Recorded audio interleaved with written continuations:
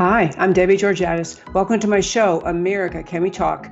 Today, on the Deep Dive Monday, we're going to talk about the virus and the Save Our Country coalition, Trump and Congress reopening America, confinement extends the virus danger, herd immunity, COVID, shocking numbers and virus truth. I can't wait to tell you all these stories, folks. And Dems politicking over COVID. Texas Republican Congressman Crenshaw debunks. And, of course, I'll tell you why these stories matter to you. Stay tuned.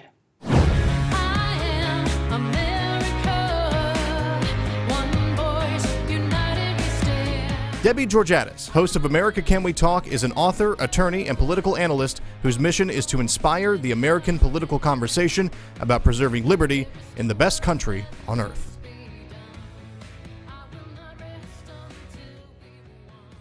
Talk to today's First Five. I'm Debbie Georgatos. The coronavirus, of course, continues to just fill the airwaves and garner the nation's attention as we're trying to deal with moving forward as a country with the coronavirus situation as yet unsolved. I want to talk with you a little bit about where we are big picture in our country in terms of dealing with the virus and in terms of what kinds of leaders in this country are stepping up to try to work on and resolve not just the crisis surrounding the coronavirus and COVID-19, but the larger crisis, the ongoing and dangerous crisis of the attack on America's, just the destruction of America's economy, our culture, our freedoms. So to start with, I was on a conference call this morning with a group mostly based in Washington, and I want to let you know about something that's going to be coming very soon. Their website is not quite ready, but it will be shortly. It's called the Save Our Country Coalition.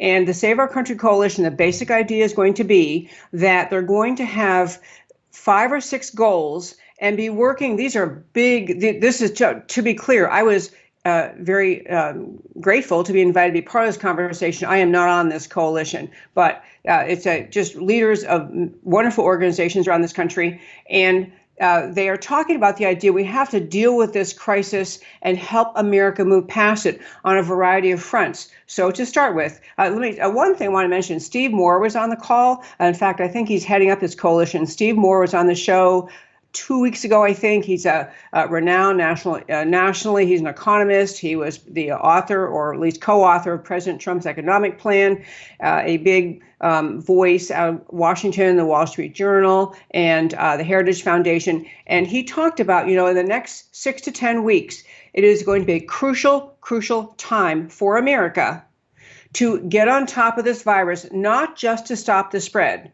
which we appear to be doing. We appear to be, flattening the curve and coming back down. But more importantly, get on top of all of the ways this virus has attacked and harmed our country. So the mission of this coalition, again, as soon as I get the website, as soon as it's up, I will tell you about it. I urge you to go to it to help you and everyone else in America think in bigger terms about what we're facing. So the missions include conquer the virus, of course, is number one. One thing Steve Moore said, though, in connection with conquering the virus is, because we have shut down the economy, we are at economic standstill in this country. He said we have something like 6 to 10 weeks at the very outside to get our economy moving before we get to a point of extreme danger and with respect to our ability to bring back the American economy for a very long time. So it is conquer the virus, revive the economy, restore constitutional limits on government's orders. And, we've been talking about those kind of things, but restore constitutional limits, especially on the orders from governors, mayors, lower level, not the federal level, but the state and local level. Also, regain control of federal spending. One great point was discussed on this call was the idea that at the time President Obama came into office, we had a crisis. We had the economic crisis, and the budget in Congress, because of that crisis, because of so many people concerned about what happened to the economy in 2008, we had a massive budget increase in Washington. I believe the number was spending up by 50% in 2009 to deal with the crisis that we had in 2008. But as all Democrats reliably will do, increase spending to deal with the crisis at that time became the floor, became the basic assumption that we're going to move forward with future budgets based on this one. We're not going to acknowledge that we had a very high budget 1 year to deal with the problem, but then we're going to come back down. The point in the call today was we can't do that again. We can't do with this budget, with the $2.2 trillion bill we just had. We had other spending bills. Before that, we have more coming out of Congress. We cannot look at the spending we're engaging in right now to deal with the coronavirus crisis and decide this is going to be the base or the floor moving forward. We have to rein it in very quickly. Also talk about the notion of restoring federalism. We have to really be clear the states, what the role they have in our constitutional structure versus what the federal government has. We have to have reliance on the states to move forward in policies dealing with the coronavirus. And the last thing, and the one thing I want to focus on today a little bit more in this first five is this. They talked about the idea, the important idea of reducing panic and fear. We have to actually treat as a national goal leaders of all kinds and people like you, my listeners, people like myself doing shows like this. We have to have an actual targeted agenda to reduce panic and fear. It is rampant in this country. We need to push out the good news about coronavirus because the media will always ignore it. It never will report it. There is in addition to the coronavirus, there's a physical and cultural virus of fear in this country, and the left is spreading it. The media is spreading it, and they benefit from the fear in the hearts and minds of the American people. So it was just a great conversation. This new entity is going to be coming about, Save Our Country Coalition. I also want to mention, I mentioned it once a couple weeks ago, but the Heritage Foundations also stepped right up. Heritage Foundation has a National Coronavirus Recovery Commission, and they have gathered together experts of various kinds to come up with policy proposals. How are we going to get not just through this crisis, but past this crisis, get America back, bring America back. I asked Matt the Wonderful there was a great meme I saw today. I want to show it to you and then talk with you why I think it's so important. But it's just a little meme someone made up about the kind of concentric circles of how people are thinking about during this crisis. And as you can see, the caption says, believe it or not, it's okay to be all three. People take the coronavirus seriously, and people are very concerned about the impending economic devastation, and people are worried about the expansion of authoritarian government policies. And most of us, you see the me in the middle, the meme was sent to me, but I think it reflects the thinking of millions and millions and millions of Americans. People can be deeply concerned about the virus and want to make sure we're doing everything we can to help those who are suffering, to make sure that our first responders, hospitals, doctors have all the equipment they need. And we want to be sure that we understand the economic devastation to America is the impending disaster is almost impossible to understand and appreciate. People think, and so this mindset that says, well, we'll get through the virus. And then after the virus is solved, then we'll figure out how to get economically back. We can't do that, folks. We don't have time. We don't have time to say until the virus is all gone. The virus will be here, as Dr. Fauci has let us know. It may be seasonal, year after year. They're talking 12 to 18 months at the earliest to develop a vaccine. The virus is already mutating. We're going to have another resurgence of the virus. Some people say in May, some say middle of summer, some say in the fall. Whatever it is, we cannot wait to fix the economy until the virus is all gone. And we also have to be aware that in our country, for the very first time in American history, we've had an astonishing expansion of local government authoritarian conduct, simply mind-blowing in terms of what we normally permit and expect the federal government to do and the state governments to do, local governments to do. We have surrendered an enormous amount of freedom in just these last several weeks dealing with this virus and the crisis. And that, my friends, is today's First Five. Next thing I want to talk about today, and first of all, I have to tell you that by the time Monday comes around, I can hardly wait till the show starts. I feel like there are just so many things. I love talking with you, my listeners. I love when you email me. People email me at americacanwetalk@gmail.com. I try to reply, and people also comment on YouTube and Facebook and other places. And so I sometimes find emails. I did a little bit of email clean out over the weekend and found some emails from listeners from last November. You know what? I'm doing the best I can, but I love hearing from you. I love talking with you about this precious, extraordinary country, this experiment in human liberty that is America. Okay, in this next segment, I want to talk about Trump and the Congress trying to reopen America. To be really clear, that I mentioned that Steve Moore was talking about federalism this morning, and the basic thing is that the idea of getting guidelines from Washington, which is how we've been going through this crisis.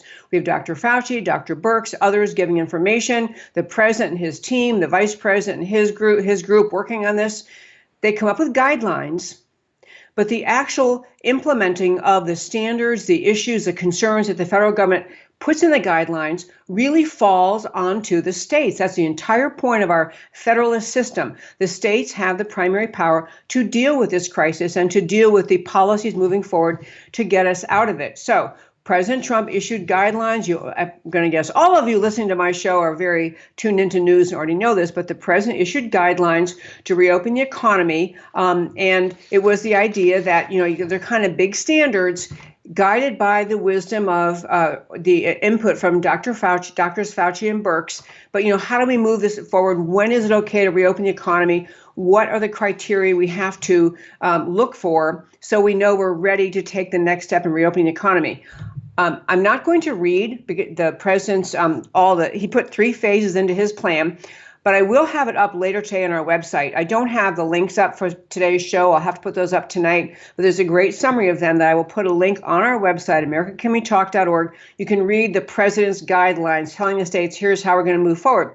He also very clearly said, because he understands federalism, that this is the job of the states to put these guidelines into action. The governors and their officials need to move forward with the guidelines. In addition, out of Washington, people trying to deal with this crisis that we are facing is that there was, people called it a bipartisan breakthrough. I'm not sure I'm going to give it that much credit yet, but at least there were 50 members of the U.S. Congress, half Democrat, half Republican, who came up with some guidelines or ideas about ways to reopen America. The thing is happening at the highest levels on the American left, which by that I mean Nancy Pelosi, Chuck Schumer, the Democrat Party. All they can think about, and we'll talk about this more later and tomorrow, all they can think about is how can they exploit this crisis to push their agenda. It is all that is on the mind of Nancy Pelosi, Chuck Schumer, and the leaders of the American left. However, there were some members of the U.S. Congress, Democrat and Republican, came up with a kind of an list of ideas. Here's how we can move forward to get people back to work. So just a few of these items. Just the symbolism of this is good. I mean, I think that the Democrat Party and the Republican Party have their agendas and their platforms are miles apart, worlds apart. So it's hard often to come to agreement. But at least you see some people in Congress recognizing we cannot go forward with reopening America when you have most of what comes out of the Democrat leadership is just taking shots at President Trump.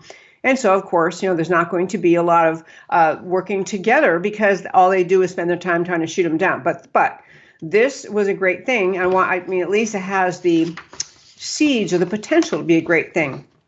They talk about having it isn't just, monetary or directions precisely to the state, but it's talking about things that are needed. Things like supply chain for personal protective gear that needs to be ramped up for workers in all essential sectors, from food services to schools. It talks about K through 12 children and teachers having access to masks to return to school. Not that we have to agree they're always going to wear masks to school for the rest of their lives, but getting ready to get us back into and really putting emphasis in this plan on the idea the schools have to open again. They also talk about new supply chains for manufactured goods, including pharmaceuticals and medical supplies. We've been talking about this on this show, I don't know how many times, that we cannot any longer rely on medical supplies of any kind manufactured in China, given what we now know China, both how they handled the coronavirus outbreak and in addition, how they have a very long-term mission of being the predominant world power. We need to end our dependency on China. So they have that in there. They talk about more business help, expanding low-interest loans and tax incentives to businesses so they can reopen, nationwide help for mortgage and rent payments. They also talk about real-time reporting mechanisms to share data on hospital capacity.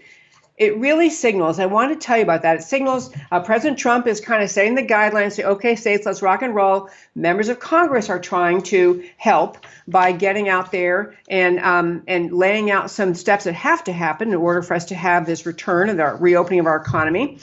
Two other quick things I want to hit in this segment. One is that the governors, we have Lieutenant Colonel Alan West joining us tomorrow. I'm going to talk with him more about this, but to plant the seed, the impetus now is on the governors to look at the situation on the ground in their states, to assess the situation on the ground, figure out where they're going to, how can they reopen, what's the sequence they can manage in their various states. And so you have governors who are very much, they are driven by their political alliances, the political party that they stand with, they represent, but they all have the mission of getting their states reopened. And the difference in how they've reacted, how they plan to move forward is staggering. And so we'll talk about that more. But the states are now recognizing it's our job to get on top of this. Last thing I wanted to mention, I was just very happy to see this. And I'll kind of close this segment by saying, in addition to all the plans that the president's putting out and that the members of Congress are, that the two groups I mentioned in the first five today, the Heritage Group and the Save America Coalition Group, there are also groups and President Trump talking about the idea, what's our plan to end social distancing? And I know some people, this is a very personal thing. I know some of my friends, they may practice social distancing for the rest of their lives. They may. They are very germophobic anyway. I mean, I'm not saying all my friends, but a few people I know, pretty germophobic, don't really like ever, they're pretty cautious about those things. They may always, as a response to the coronavirus, say, I just as soon not come over to your house for dinner. Or can't we just talk on the phone? Let's go ahead and meet by Skype. There'll be people like that, and it's okay. People can handle this and move forward however they want. But the cultural impact on the closeness, the connection that American people are used to feeling with each other. The idea that you have friends for dinner. We're big on that. Just having dinner with friends, great way to talk. It's a great way. My husband and I love doing this with our friends. And this is a cultural thing in this country. We get together. We care about each other. We have big social gatherings. We have in the fall. I mean, it's a huge thing every year when the NFL season comes back and people have football parties and they go to football games in person. They go to basketball, we have a big basketball family too. So basketball games and watching games and going to games, all of these things are going to be newly looked at in this post-coronavirus world. And I don't mean the virus will be gone, but getting through this first initial reaction we had as a country and saying, okay, we're past the crisis point. We're not through this, but crisis point. How do we get back to acting like people? How do we get back to hugging our friends? How do we get back to shaking hands? Do we just say forever and a day, we'll never do it again? So I like that the president's been talking about this, the idea we have to have a plan too for ending social distancing. Other groups in Washington have put forth plans, like the American Enterprise Institute has one out there. They're moderately right-leaning, just barely right-leaning, but they have one out. The very left-leaning Center for American Progress has one. Another one, Paul Romer wrote one. He's a Nobel Prize-winning economist. Harvard put out one. The Center for Ethics, the Edward J. Safra Center for Ethics put out one about white papers about how to get back. The point is, we have to be thinking, and this is what I'll close this segment with. We have to get through this problem. We have to take care of our sick.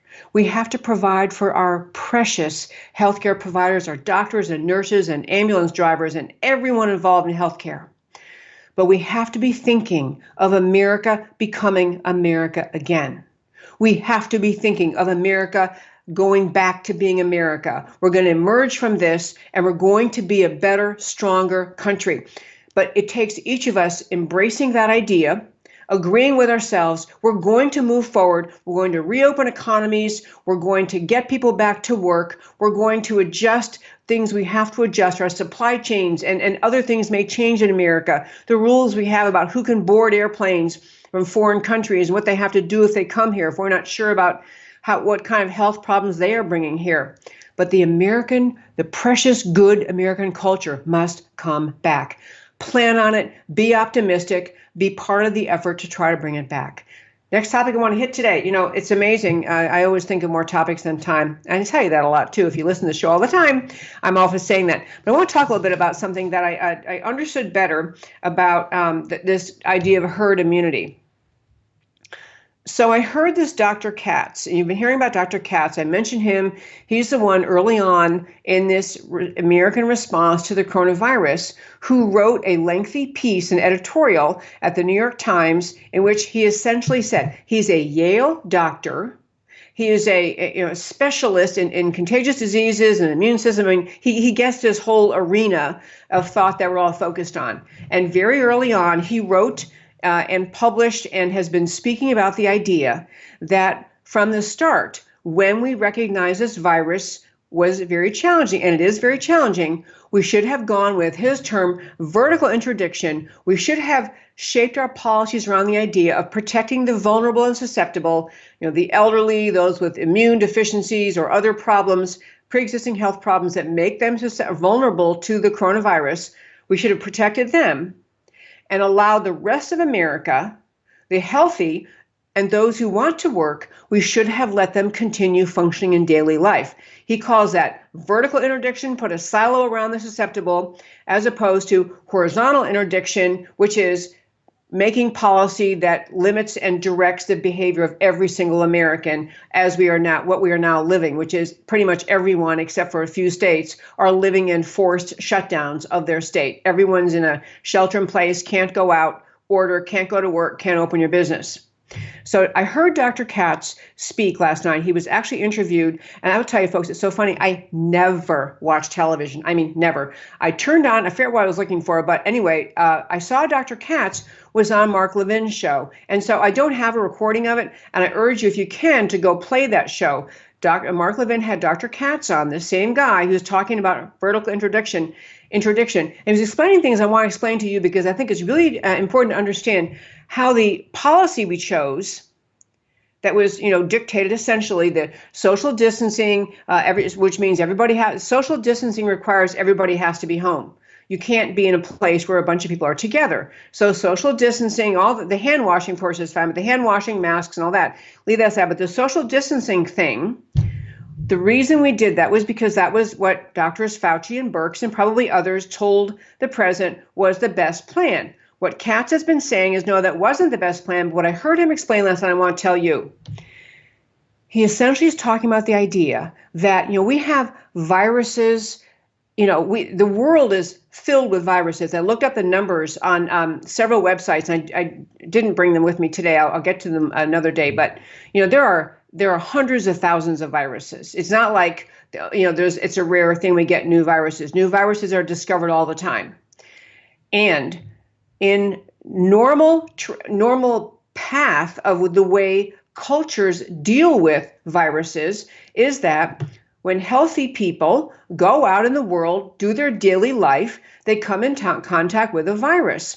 So they have gotten infected by the virus, their body responds and fights off the virus and creates antibodies. Once you have contracted coronavirus, you get through it, and then you're back to healthy. You have antibodies, which are essentially, they are like you got a vaccination, like you are immune from the virus due to the own antibodies you carry.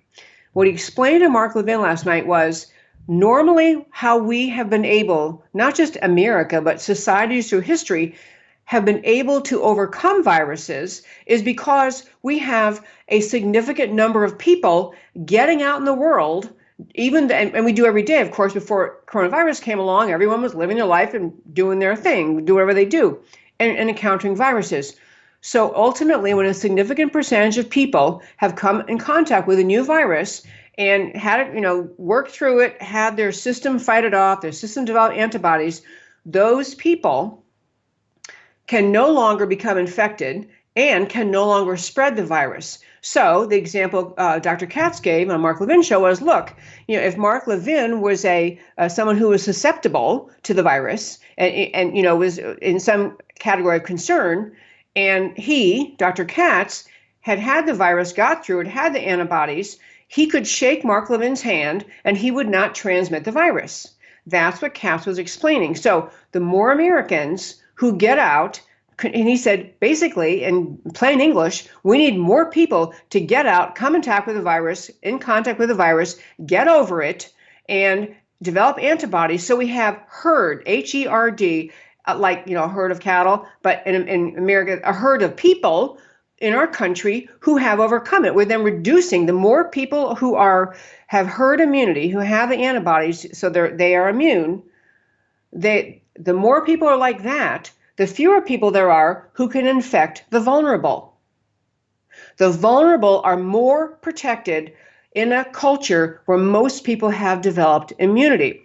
A couple of things he said. It was the most fascinating interview. And, I'm not a medical person or a doctor or anything. I'm just telling you that I learned so much. I want to, if you get a chance to listen to it, he had a couple of the really great points I want to share with you. One was that they've been talking about testing, and I meant to mention earlier, the congressional bipartisan thing, the big issue they pushed was testing.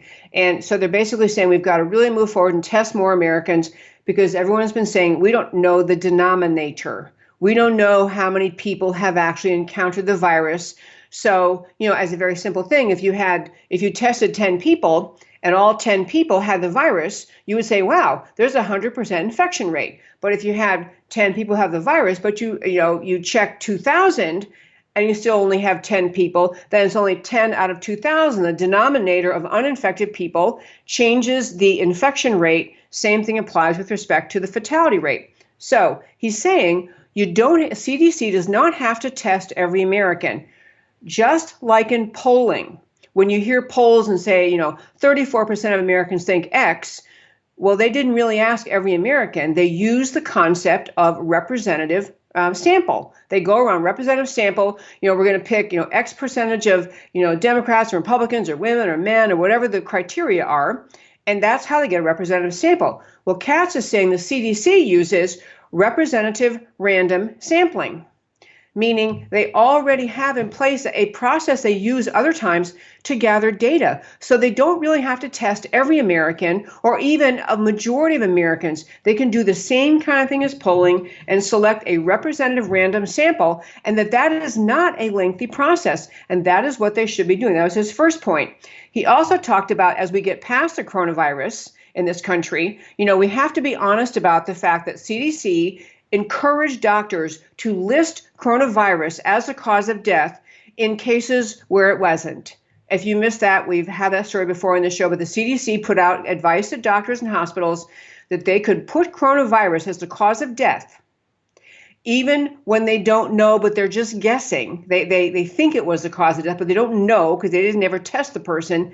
And even though the person may have had a series of underlying health claims, which also could have led to morbidity, led to their death, but they, in addition to diabetes, heart disease, and obesity, they contracted the virus. Well, all those other conditions contributed to and maybe were the primary contributor to the death. But CDC says, no, count them as coronavirus deaths. So we have a larger number of deaths being reported than is really honest. But his point about it was we ought to, as a country, this virus is calling attention to the fact that in our country, we've had all sorts of morbidity, vulnerability in diseases where we don't pay that much attention. We just don't worry that much. And we know there are people who are obese, who have diabetes, who have heart disease, many of these things being preventable with better health care. And these things are now leading to death. He's saying one thing we ought to learn is let's get after those causes of death as a country. And so we aren't so vulnerable to a virus another time.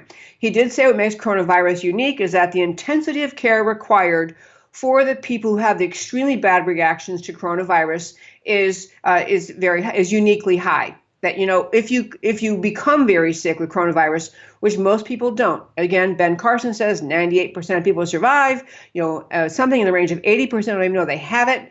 But for the people who have the really bad reactions, it requires uniquely high intensive care.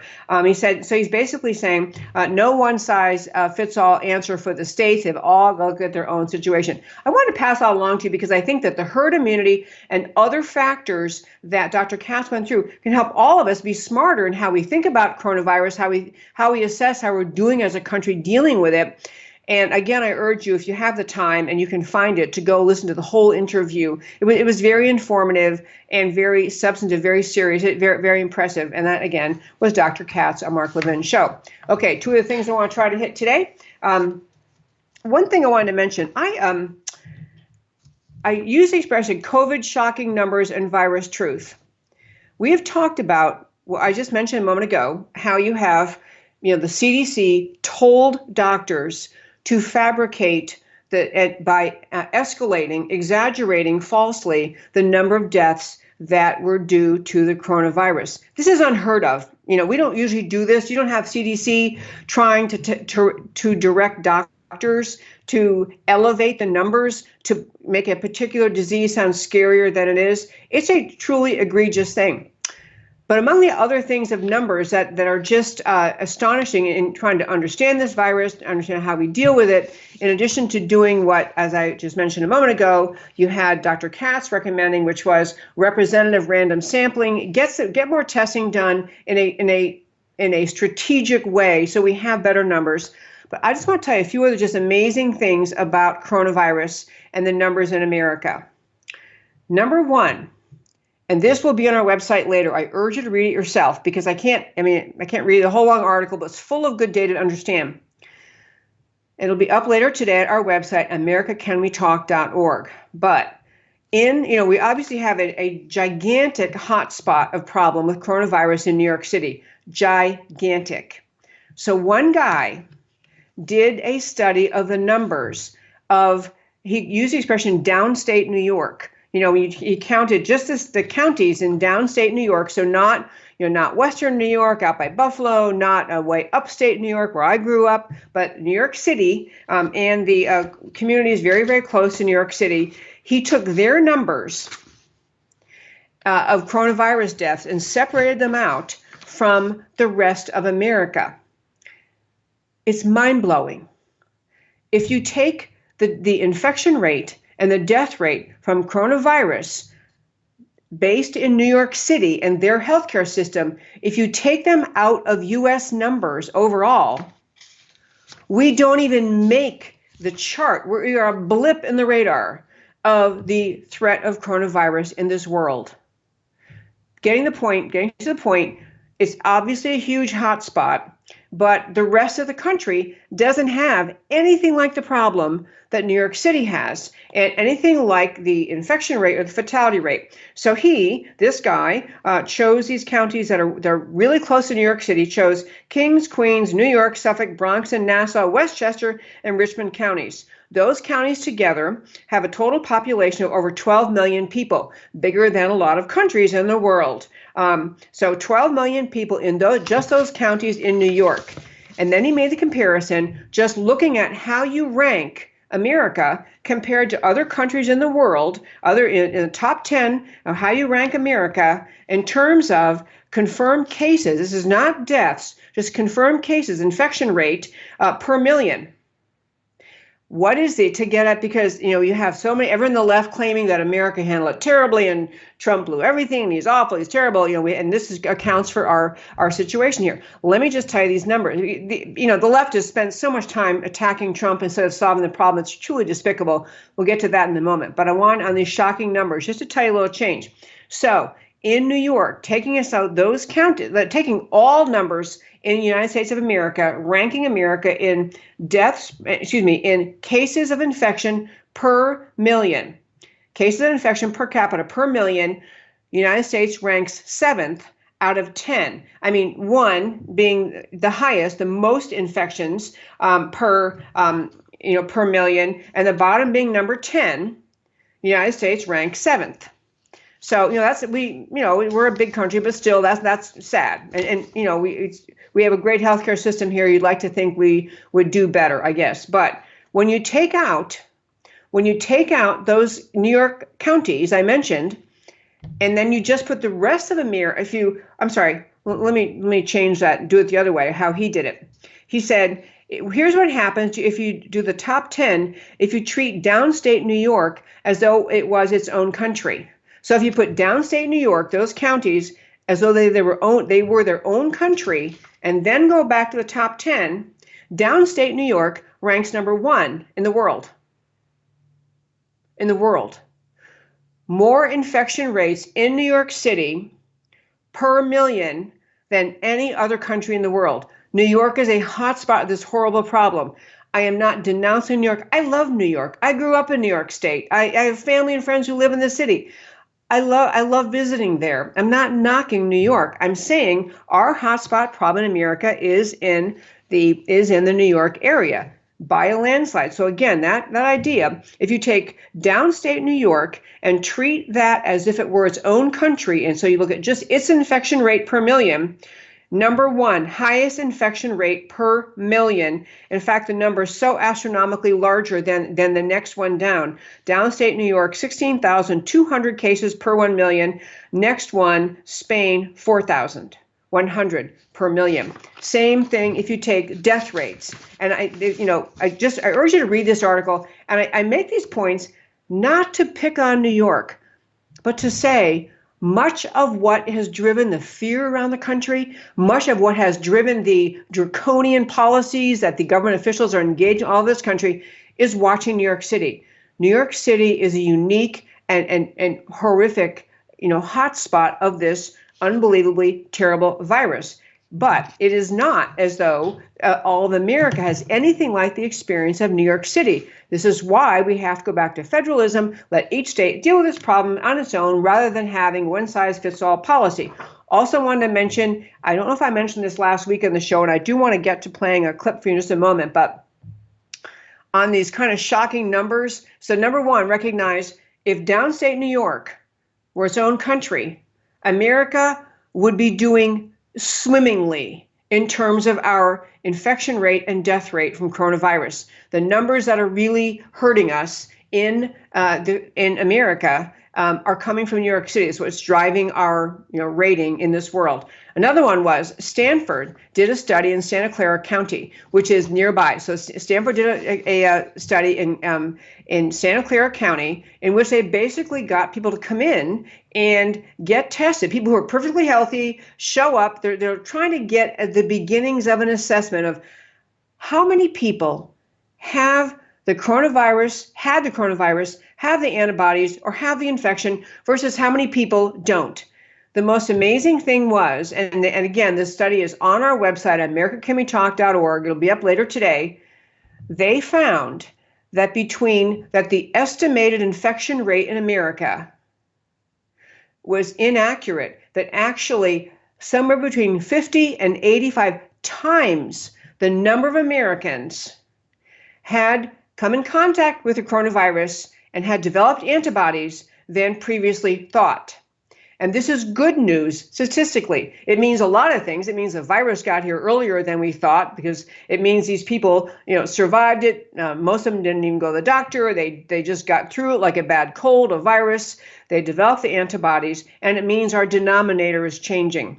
So that was one thing. Stanford study, there was a similar one in Massachusetts, and that was in one particular area of Massachusetts, and their finding was that they found 32% of people who just randomly said, okay, I'll do this study. You can, I guess it was a blood sample, see where I am in my coronavirus test. 32% were already carrying the antibodies, already had coronavirus and gotten over it. So these are good numbers, meaning we can maybe calm ourselves down a little bit. Last thing on numbers before I turn to the last little pitch I want to give you about how politically the left is behaving and who's really doing a great job defending the truth. But the last one is there was a professor in Israel who did a study, an Israeli professor. This is so astonishing in terms of developing our response to the coronavirus. A professor in Israel took data from a bunch of countries, and it was Sweden, Italy, Israel, Switzerland, France, Germany, Spain, US, and UK. And so those countries had various different policies they chose in how to deal with coronavirus, various different policies that were, telling them, how they told the people in their country to deal with the coronavirus. Israel, for example, has an even more harsh shutdown than America has. Israel's just closed down. America, we all know where we are. We had a variety of choices and policies different countries made. the most astonishing finding of this guy, this Israeli professor named Yitzhak Ben Israel of the Tel Aviv University, very renowned university, was that irrespective of whether the country quarantined like Israel or went about business as usual like Sweden, the coronavirus peaked and subsided in the exact same way. That's an astonishing finding. Just think about that. Again, it'll be up on our website later. But all the measures we took, the virus peaked and then subsided. And the studies are showing, by the way, the virus subsides very quickly. We get to the peak and then we have to deal with it. But the virus subsides and we're at that subsiding point. Now, I know they can have round 2, we can have mutation 2, we have another virus. But this guy was kind of saying didn't really make that much difference. So the argument somebody making, so why do we shut ourselves down? Why exactly did you remind me again? Okay, but that's enough on that topic. I just want to, there's so much to understand about this virus, and I try to share stories with you about the virus that help us all to see, number one, we can take a deep breath. We do have a challenging problem. We do have to take care of our sick. We do have to provide our hospitals and healthcare workers with everything they need. We have to learn lessons about our supply chain. But America can come back. America is strong. America can come back. And that we have had in this first, whenever you count the starting point, 8-10 weeks of dealing with this now, wherever you count the starting point, we've had some time, learned some lessons, and we have to be open to adjusting our policies to deal with what we now know as the facts on the ground. Last topic, hit very quickly today, and I really just want to, I used the expression, Dems politic over COVID. I cannot express strongly enough in words how deeply troubling and obnoxious and just uncaring, unconcerned, the reaction of the leftists in this country has been to the coronavirus. I mean, from the time that we had to have emergency funding because people were struggling because all the businesses were shut down, and the Democrats are throwing in every conceivable item they could think of, the legislative agenda item they had ever wanted because they thought they had America and the Republicans over a barrel, and so they can get what they want. So they're trying to change, mail-in ballots and voting procedures and money for the Kennedy Center and money for all sorts of pet projects the left always supports.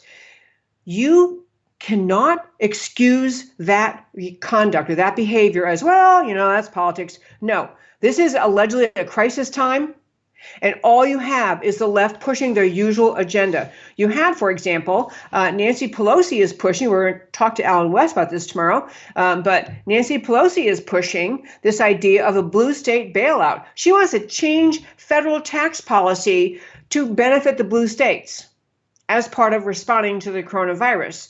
You have a Democrat senator from Connecticut, I think it is, U.S. Senator Chris Murray, who put out this statement. Just listen to this.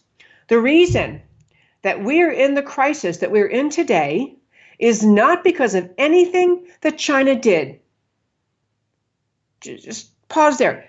Not the fault of anything that China did, is not because of anything China did, is not because of anything the World Health Organization did.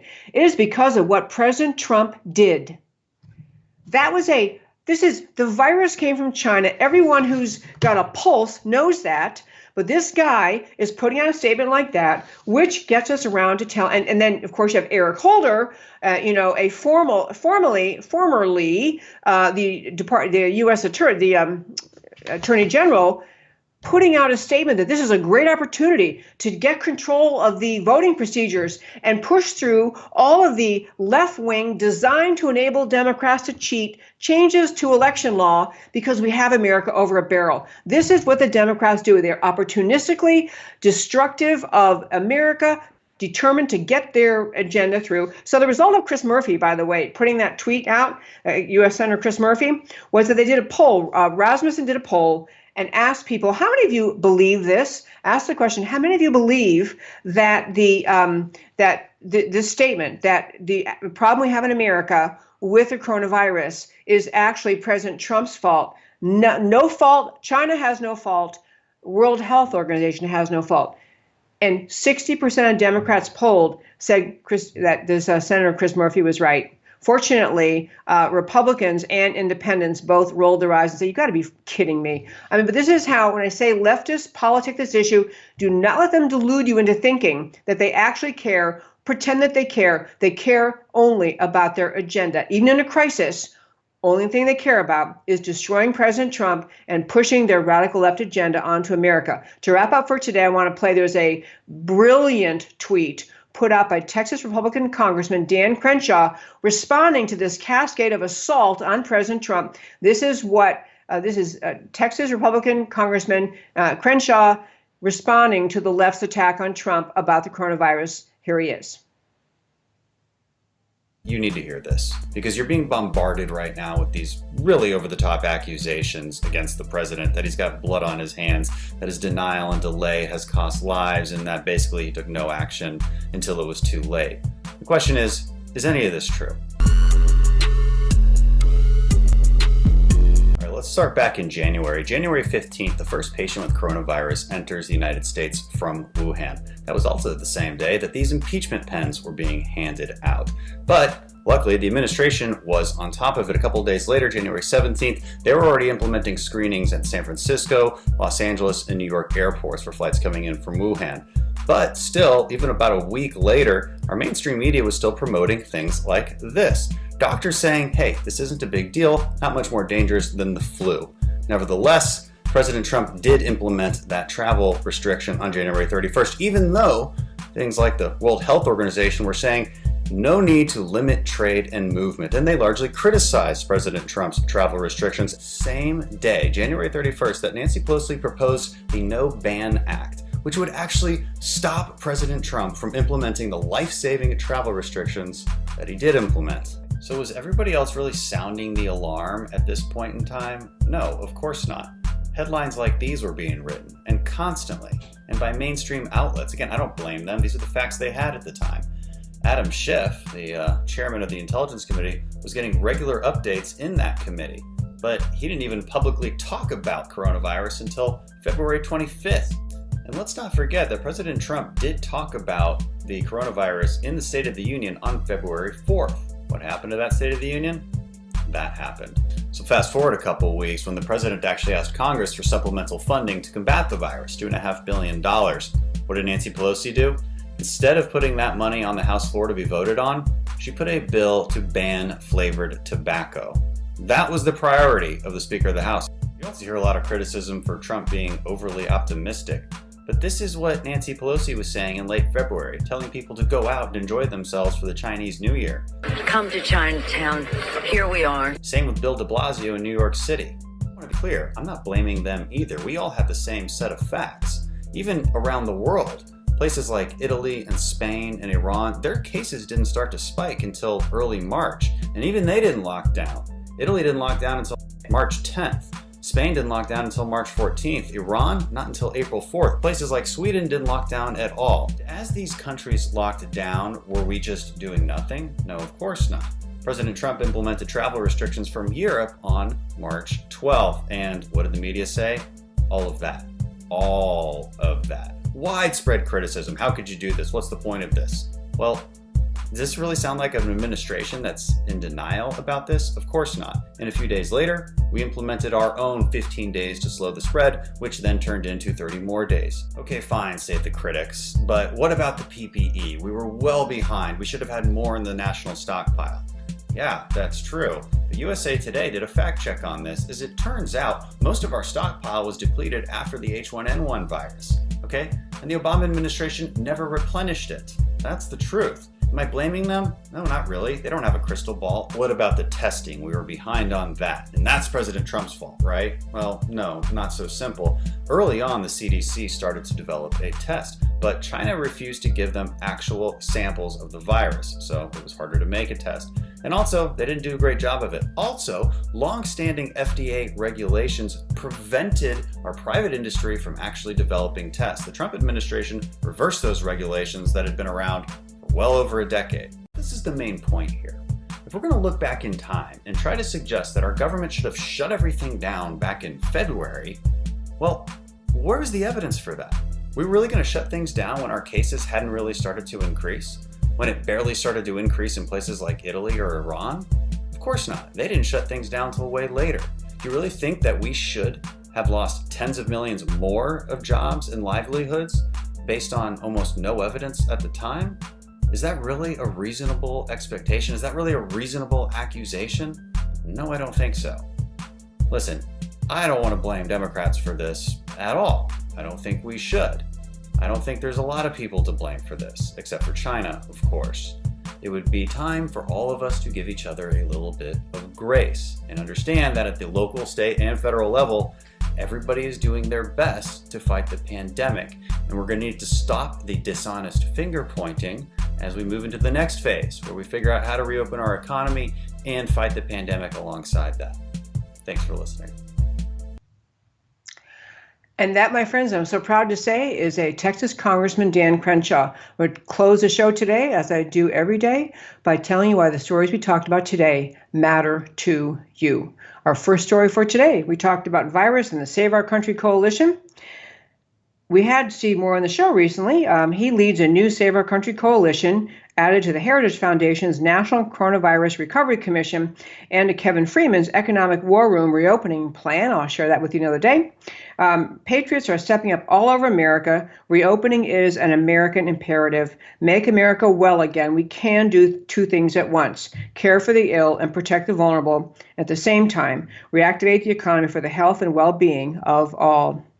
As to President Trump and Congress reopening America, President Trump is leading as he should, providing reopening guidelines, establishing bipartisan commissions, trusting federalism, 50 individual states with individual circumstances, testing advances possible through representative random sampling, similar to polling per Yale's Dr. Katz, assuaging the fearful in the face of the mainstream media hysterical fear-mongering, is tougher. America's media is the biggest disgrace in the pandemic of 2020. And the confinement extending the danger and blocking herd immunity, I just can't tell you how much I hope we all understand that and see what's happened there.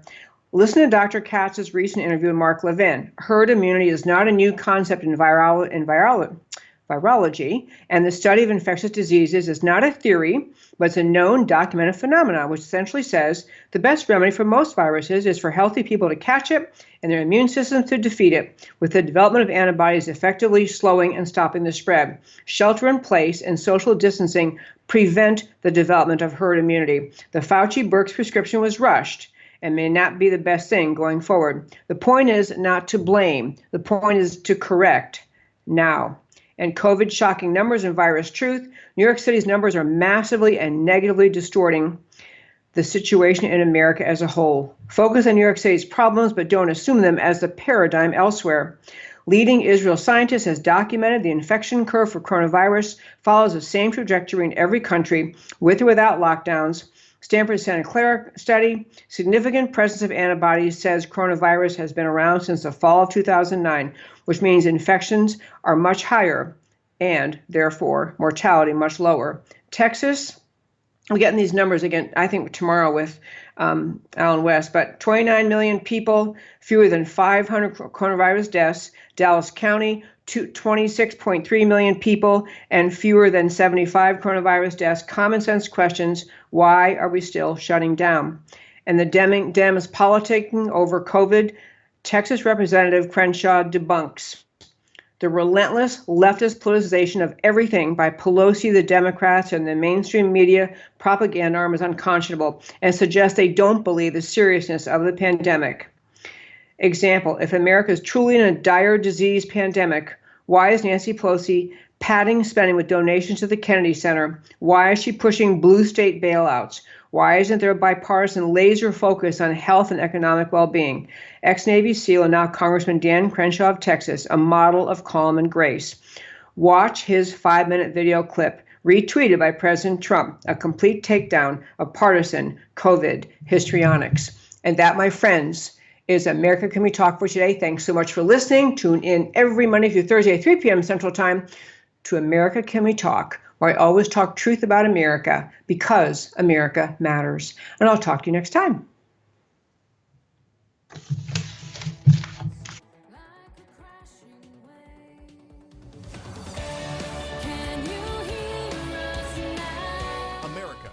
we talk? Truth about America. Can you hear us now?